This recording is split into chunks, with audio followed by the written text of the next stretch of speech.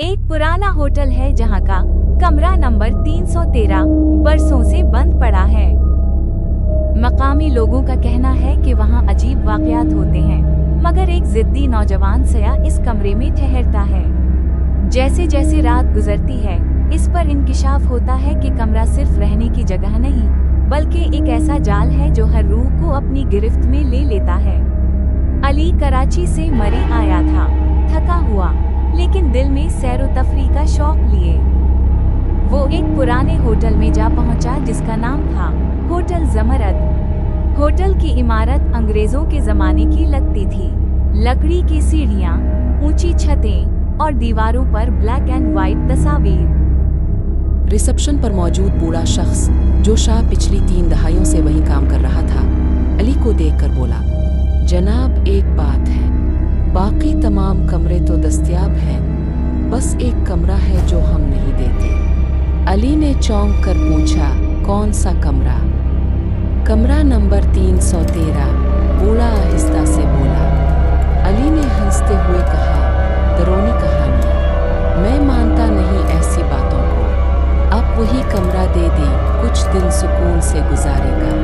बूढ़ा कुछ देर खामोश रहा, फिर हार मानते हुए बोला, ठीक है, मगर खबरदार, रात के बाद ना कमरे से बाहर निकलना, ना दरवाज़ा खोलना। अली ने कमरे में कदम रखा। अंदर पुरानी लकड़ी की खुशबू थी, एक बड़ी खिड़की, फायरप्लेस और एक मेज जिस पर एक बंद किताब पड़ी थी। कमरा वैसे तो नॉर्मल लग रहा था, मगर कुछ था, कुछ अजीब, जैसे हुआ में कोई सर्द लर्जा। रात को 11 बजे अली को किसी के चलने की आवाज़ सुनाई दी, जैसे कोई लकड़ी के फर्श पर नंगे पांव चल रहा हो। इसने दरवाज़ा खोला, बाहर कोई नहीं था, राहदारी खामोश थी। सोते वक्त जब इसने आंखें बंद की तो ख्वाब में एक औरत की चीख सुनाई दी। वो सफ़ेद लिबास में लिपटी हुई थी और इसकी आंखें सियाह गहराइयों की मानिंद खाली थी। ये मेरा कमरा है, वो औरत ख्वाब में चीखी। अगले दिन अली ने बूढ़े रिसेप्शन वाले से सवाल किया, इस कमरे की कहानी क्या है? वरह ने आहिस्ता से बताया, आज से 30 साल पहले एक नई नवीली दुल्हन अपने शौहर के साथ इसी कमरे में ठहरी थी। शादी की पहली रात इसका शौहर अचानक गायब हो गया। दुल्हन की लाश अगली सुबह बेड पर मिली, लेकिन इसकी आंखें गायब थीं। अली के बदन में सर्द लहर दौड़ गई। बूढ़े ने कहा, इसके बाद जो भी इस कमरे में ठहरा, आ तो गायब हो गया, आ पागल। तीसरी रात अली ने महसूस किया कि दरवाज़ा खुद ब खुद खिल रहा है।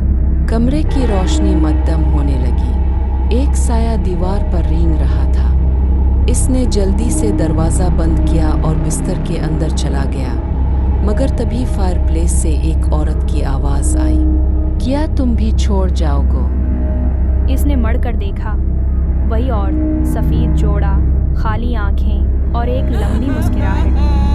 तुम आए हो, अब कभी वापस नहीं जा सकते, वो बड़बड़ाई। अली ने चीखते हुए खिड़की खोलकर बाहर छलांग लगा दी और फिर अंधेरा छा गया।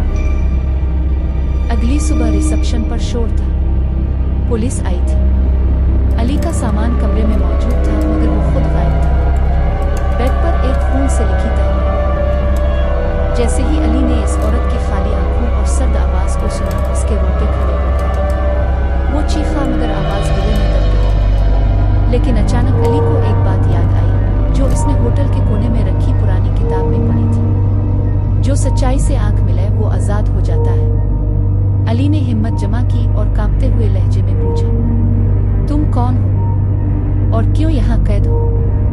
औरत की आंखों में एक लम्हे के लिए उदासी की झलक आई।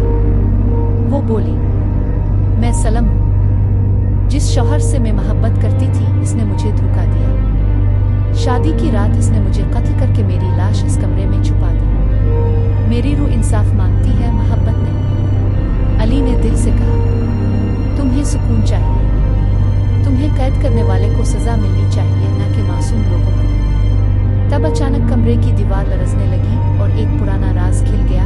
अलमारी के पीछे एक खुफिया कमरा था, जिसमें एक बोसीदा डायरी और कुछ हड्डियां दफन थीं। पुलिस ने शवाहिद इकट्ठे किए और पुराने कत्ल की गुत्थी सुलझ गई। अदालत ने सलम के शौहर, जो अब एक बूढ़ा शख्स था, को गिरफ्तार किया। जैसे ही इंसाफ हुआ, कमरा 313 से एक हल्की रोशनी निकली और सलम की रूह खामोशी से आसमान की तरफ